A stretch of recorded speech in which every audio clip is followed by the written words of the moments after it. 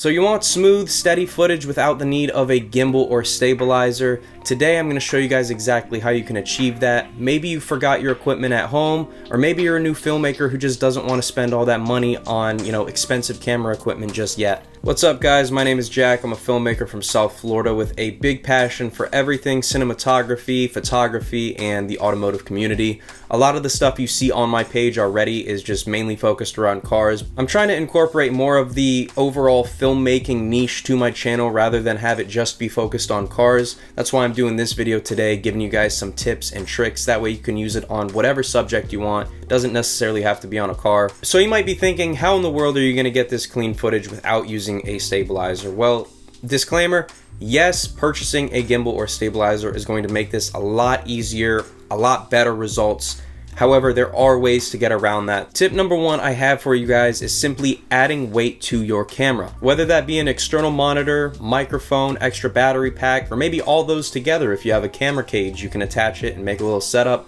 Having more weight is essentially going to make the camera harder to shake. More mass equals more smooth, controlled movements with your camera. The next tip I want to talk about is using your camera's in-body image stabilization and post-production stabilization. Most cameras have this set on by default, so that's usually not something you have to worry about unless you went in there and turned it off by yourself, but that can help eliminate some of the jitters as well. As for stabilization in your editing softwares, using things like Warp Stabilizer or just the stabilize effect in Final Cut Pro and DaVinci Resolve can help a lot for shaky footage. You do have to be careful when using stabilization in post because it can introduce a nasty warping effect. You don't want that on your footage. If that ends up happening when you try to stabilize something, you're usually better off just leaving that effect turned off. Now, the third thing I want to tell you guys about would be something that filmmakers like to call the ninja walk. All the ninja walk is walking heel toe with a slight bend in the knees like you see me doing right here. I talk about it all the time. Even when you're using a stabilizer, you want to be doing this because if you don't, you're just going to introduce a lot of shake and unnecessary movements in your footage if you're not being careful the way you walk when handling your camera. All right, next up, holding the camera close to your body. What you see me doing here is tucking both of my elbows into my body and holding the camera close to my chest. This would work best if you did have an external monitor attached, since you're not going to be able to see really what's on the back of your camera screen. Having your elbows tucked into your sides is going to help a lot more than if you're just holding the camera like this with your arms waving around here.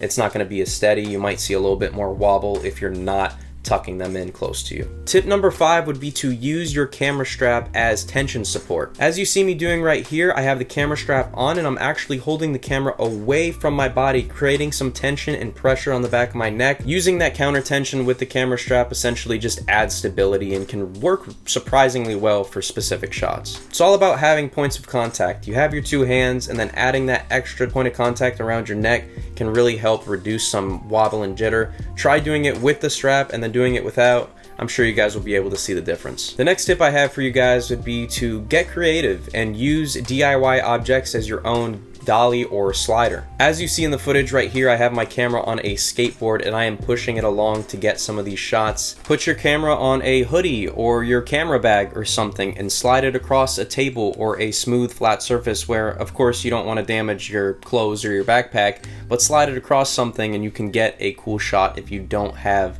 a dolly or slider to get that kind of effect. Shooting something like 60 or 120 frames per second, and you can slow that down later in post in a 24 or 30 frames per second timeline. Shooting in a higher frame rate and then dialing that back in editing can really smooth out your movements and make that handheld shake a lot less noticeable. Make sure when you guys are shooting any type of footage in general, you guys are using the 180-degree shutter rule. And essentially what that is whatever frame rate you shoot in, you want to double the shutter speed. So if you shoot in 24 frames a second, you want your shutter speed to be about 1/50.